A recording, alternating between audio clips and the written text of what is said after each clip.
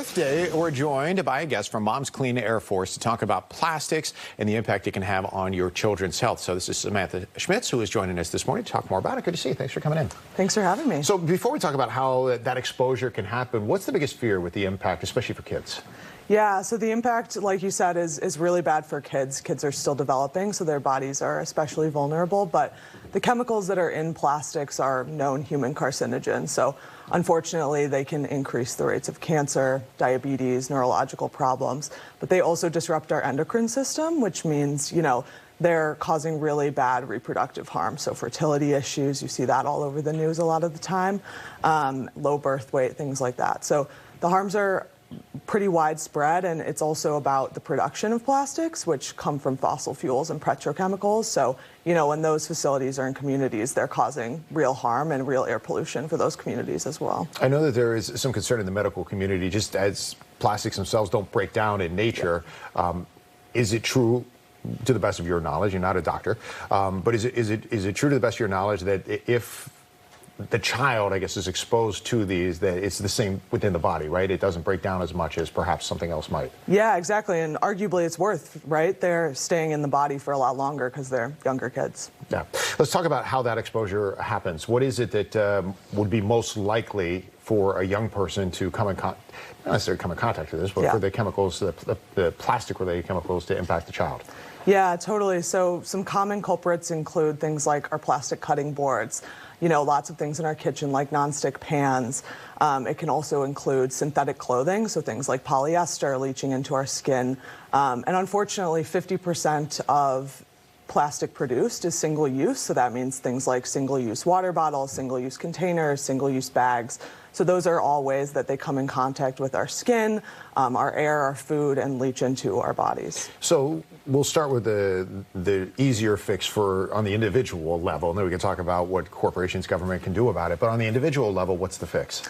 Yeah, eliminating some of those common causes, so switching to wood cutting boards, switching back to cast iron and stainless steel pans, things like, just using reusable water bottles, bringing your reusable bags to the supermarket, just making those quick switches. Hopefully they're affordable as well, looking out for the materials that you're buying in your clothes as well. Now, in the bigger picture, we've seen lobbying efforts for years when it comes to this, and obviously, plastics is just such a, it's one of the most populated things that you'll see, right? And with that comes a lot of the folks who have been arguing against it. Obviously, petroleum industry might argue for it. What can be done and what is being done on the bigger level?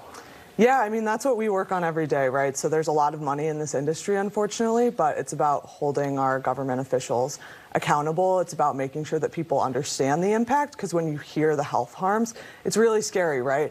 And a lot of people also don't understand that plastics come from fossil fuels. So people know what fossil fuels are. They know they're warming our climate. They know they're bad for our health.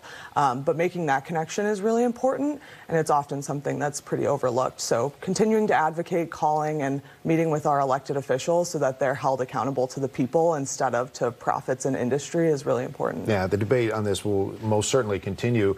On the individual level, how much change do you think would make a difference?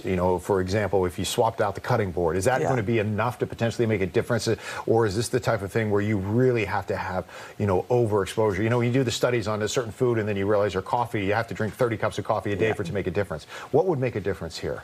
Yeah, I think this is a long-term problem, unfortunately. So plastics are set to triple in production by 2050. So this problem's only getting worse. So swapping out things like your plastic cutting board, just intuitively thinking about cutting into plastic day after day, getting it all into your food, that's, a really visible sort of cause of microplastics that people can sort of understand. But just making those swaps as much as we can. Obviously, no one is perfect, and this is a systemic issue, but it's often more affordable to reuse our products and to switch to glass containers. That's a big one, right? Our food that's in plastic containers sits in there for many hours all day. So making sure that it's not leaching plastics is super important. It's all good food for thought, for sure. Samantha, thanks for joining us. Thanks for having me. Mom's Clean Air Force. If you'd like to find out more information, you can certainly find it at their website, which is on the screen now. Thanks very much. It's 7:35. Let's turn things over to Tuck. Get a check on